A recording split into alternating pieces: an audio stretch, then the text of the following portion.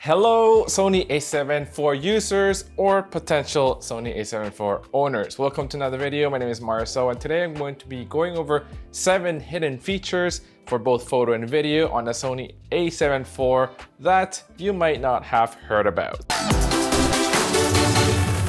So welcome back to another video. If you're new here, please consider subscribing for other content, similar videos from me. And if you already subscribed and you came back, you clicked that thumbnail for this video, welcome back. It's great to have you here back again. So I've used the Sony A7 IV for 10 to 11 months now, almost hitting that 1-year mark. And there are a ton of features that are packed into this camera. Some of these features may be useful to you, some maybe not, but it's great to know what your camera is capable of.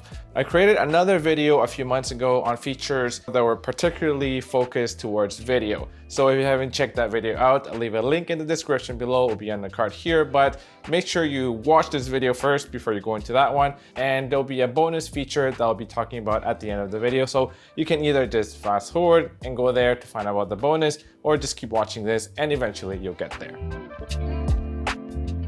The first one is creative look in both photo and video mode. With this feature, you can choose the finish of a look of a video or photo directly in camera. So this is going to bake in a look into your photos and videos. And it might be a good thing to do if you already know what look you're going for, or if you want quick delivery and you don't have much time to edit or color grade or color correct after the fact. You can select some of these different looks preset already on the camera, and you can go in and fine tune some of these adjustments such as contrast, highlight, saturation, shadows, etc. To access this, go to Menu, Exposure, Color, Tone, Creative look, and here you go over all the different creative looks that the Sony A7 IV has, and you can further tweak some of these settings. In order to access this, your picture profile has to be turned off. Be mindful that if you are planning to color grade, color correct your footage, then you do not want to be using this feature.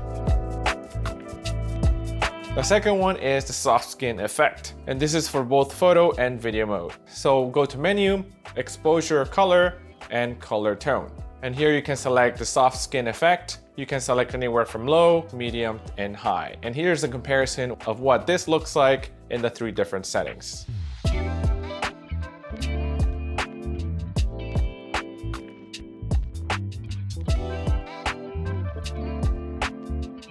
One important thing about this though is that if you're shooting in RAW, photos in RAW, then you're not going to be able to access this feature. It's only set if you're shooting in JPEG only. So this is also not available even if you're shooting both RAW and JPEG at the same time.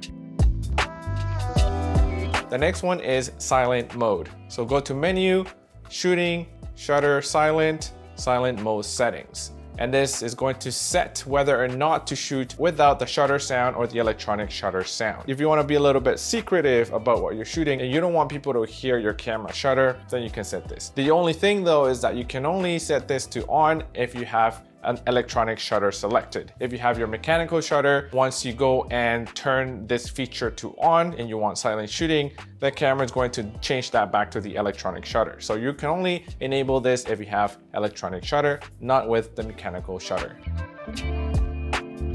The next one is autofocus for humans, animals, and birds. But animals are birds too, so I'm guessing animals on land versus animals in the air. So to access that, go to Menu, Focus, Face Eye Autofocus, Face Eye Subject, and you select the desired setting.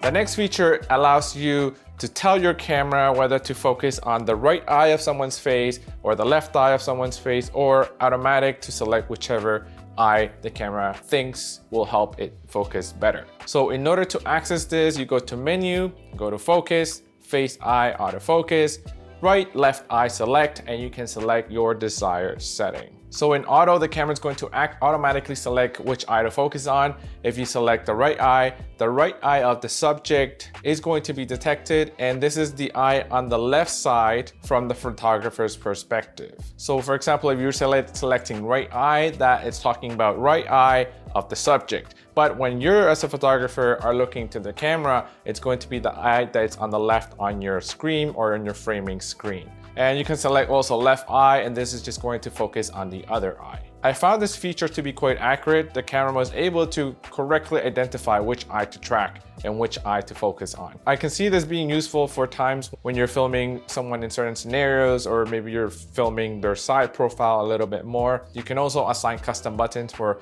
left, right eye so that you can quickly toggle between those two. The next feature is a feature that I have heavily utilized, and it might be underutilized by a lot of people. This is the fact that you can change your file names on both your photos and videos, and this is going to help for better organization in your post-production workflow. Especially if you shoot a lot of photos, you shoot a lot of videos on a day-to-day basis, you want to stay organized. So to access this, go to menu, go to shooting, file, file settings. You can select the desired setting item. You can write the exact name that you want your files to have, and you can also adjust whether you want a date on your file name and even select the type of date format you want to use.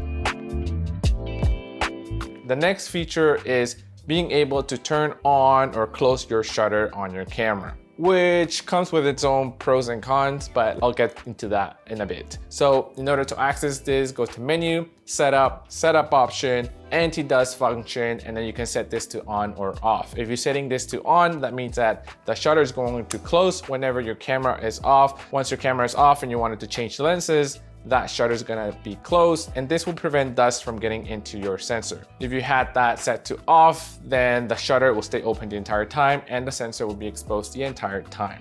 However, it's easier to clean dust off of your sensor than to fix or avoid touching or damaging that shutter. That is very expensive and a lot more complicated to fix. You probably have to send in your camera if you accidentally touch that shutter. So I've switched this to being off all the time because I don't want that shutter to close, and I just want to minimize the risk of touching that shutter.